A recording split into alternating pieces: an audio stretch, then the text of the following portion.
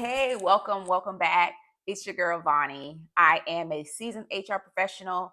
I give tips, tricks, resources on navigating your job search journey, navigating your career.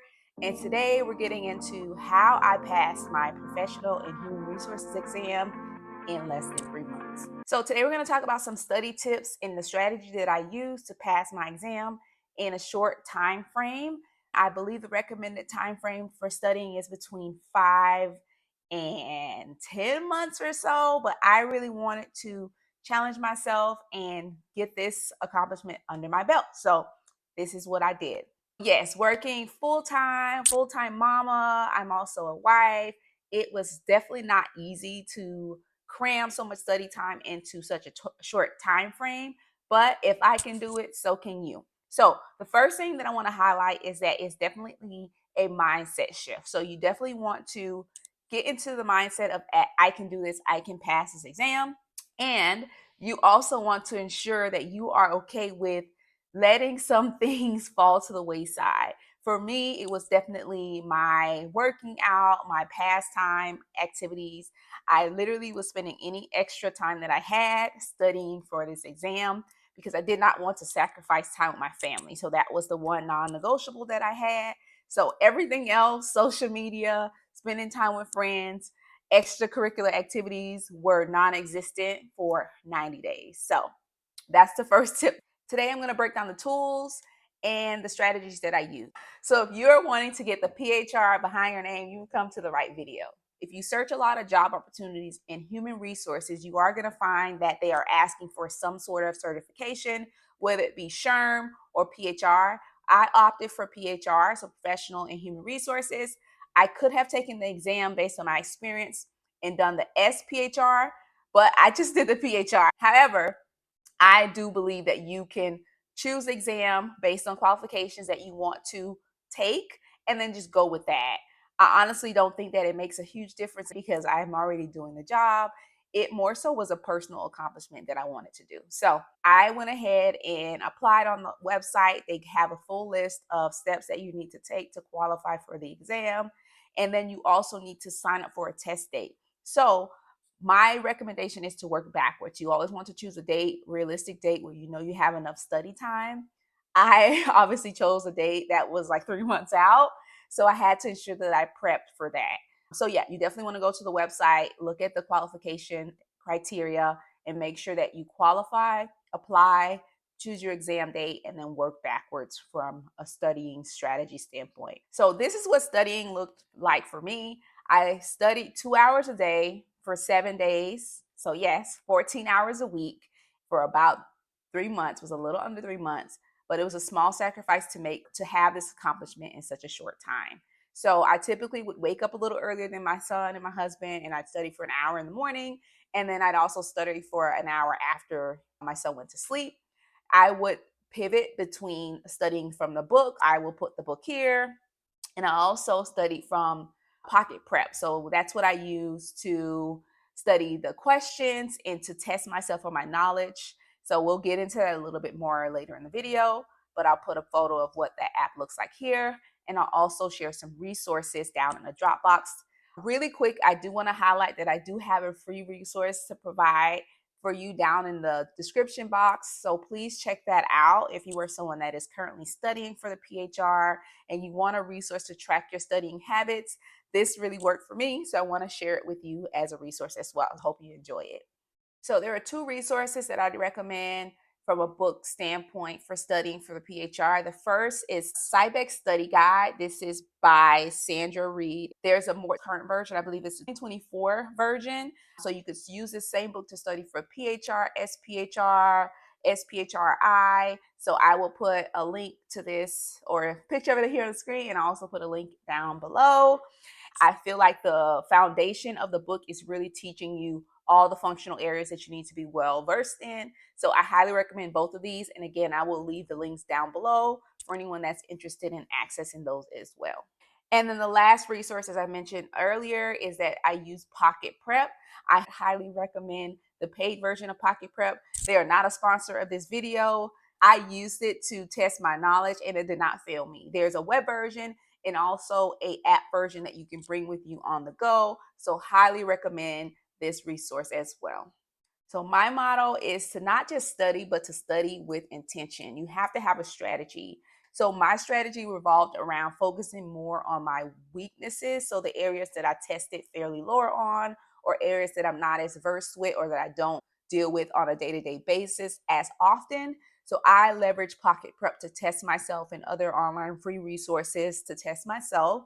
And the areas where I scored lower, I focus more on those areas first. So I did that first, and then I worked on the areas that I was very more familiar with, that I worked with or handled on a more frequent basis. So that's a strategy that I went with. I also stuck to my schedule for studying.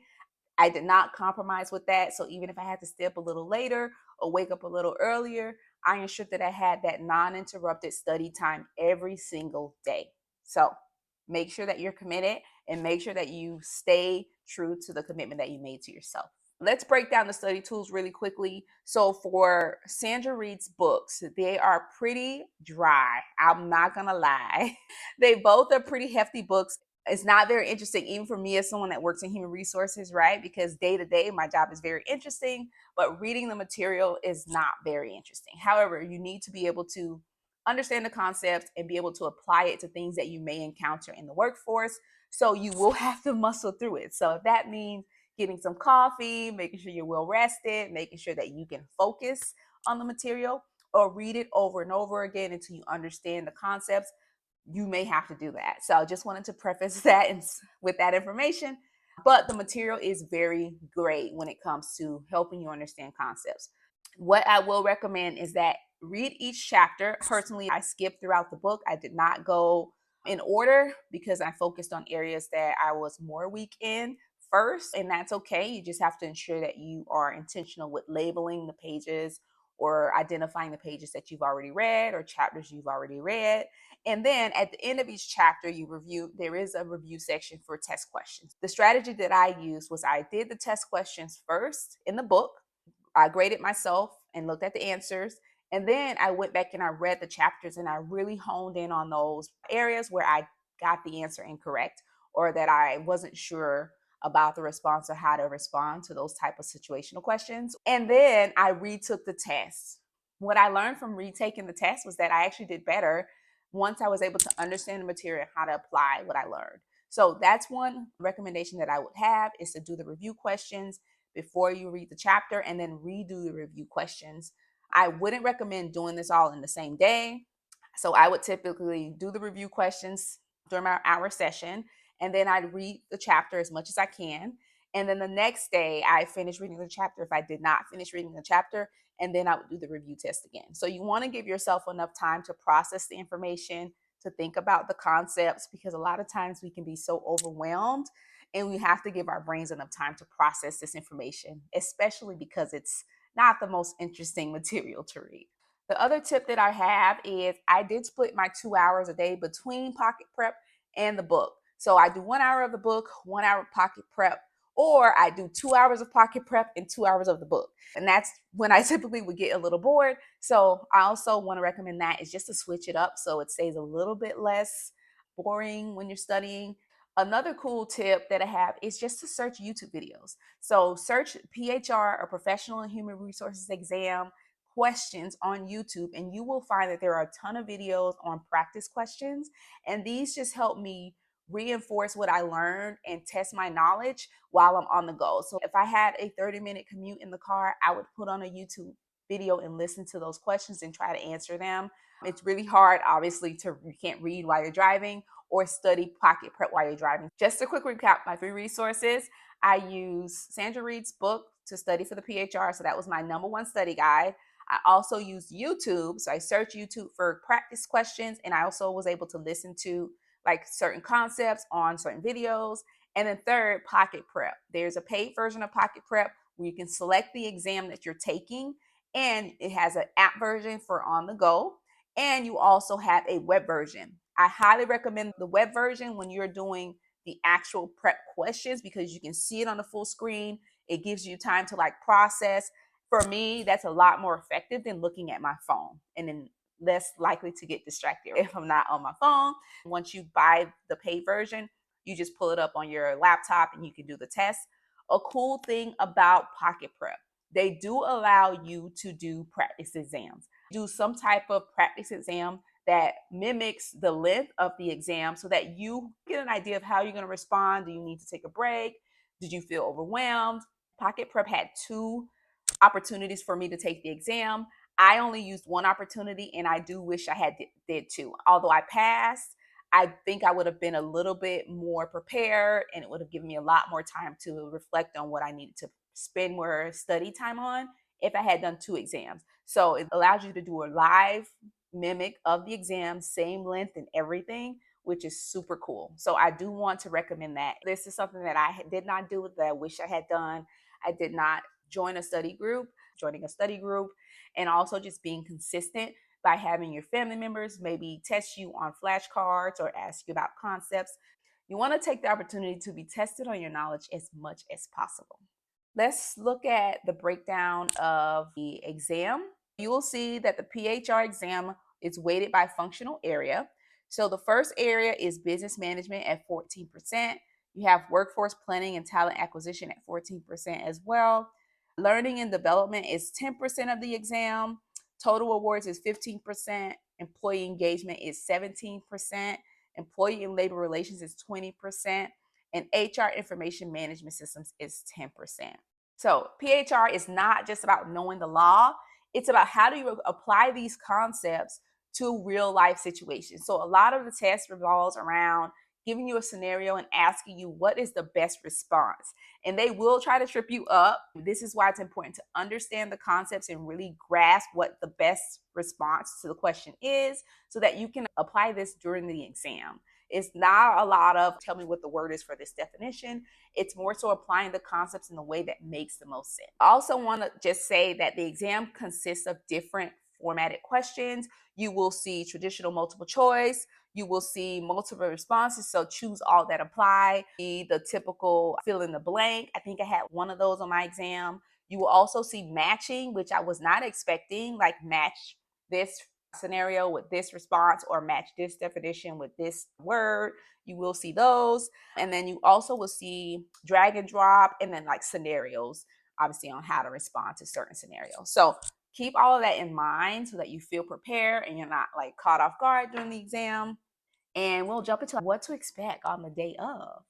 So on the day of the exam, for me, I did it at a proctoring location. So I went in, I made sure I wore very minimal, anything that could come off as a distraction. You will not be able to bring in anything in there. So no bags, no liquids, anything. If you have to go to the restroom, they asked me to leave and you have to go through this whole check-in process again. I think it was 3 hours. And I sat and did the exam and I left. So you do want to ensure that you are very well rested the day before. You have your ID. I would dress comfortably and then maybe bring a jacket in case you get cold. There is literally a camera watching you while you're taking the exam. And they did give me like a piece of paper and a pen. So if you are someone that wants to like brain dump at the beginning of the exam, you can do that. There weren't a ton of formulas or anything like that, but there's like something on your mind that you really struggle with and you need to get it out before you start the exam, you can definitely do that. Like I said, I took the entire time. So I think I finished with 20 minutes to spare. And I took that time to go over questions that I had marked as like unsure. So they do give you an opportunity to mark questions as unsure. I didn't leave anything blank, but I was able to mark them or tag them as to follow up. And then I used my last 20 minutes to do that. And I found that I did end up changing some of my answers. Don't recommend that. Usually your first answer is the one that you should go with, but at least you know that you have that time. So use all of your time. And then when you walk away from the exam, or at least in my experience, I went up to the front desk, I took a deep breath, and they actually told me that I passed. Most times, if you don't get a response that you pass at the day of the exam, it usually means that you did not pass, but they are not going to tell you that. However, don't take that as a sign of defeat. Take it as an opportunity to see what areas you did well in, what areas you maybe needed to improve in. And that way, your next exam, you can go in with the mindset of improving on those areas. If you pass, then great. You want to ensure that you enjoy that, celebrate that. But I wanted to share these tips with you as someone that recently went through this experience. I got certified back in October of 2024. I purchased my book literally 3 months before that and made a decision that I was going to buckle down, study for it, and pass the test. And I luckily was able to pass it on the first try. It's very much doable. I will say that the moment I put the PHR behind my name, it was almost like it helped me get more opportunities within the HR realm. Although I've never had much of an issue navigating my career, it almost seems as if it's this extra catalyst in helping you find opportunities where maybe there are employers that want to know that you actually are certified in this area of expertise. So there you have it. That was my experience. I want to remind you about the free resources that I have. Please feel free to check them out in the description box below. Drop a comment below. Let us know your test date. Let us know if you're thinking about pivoting to HR. Let us know some strategies that you have used to pass any certification exams.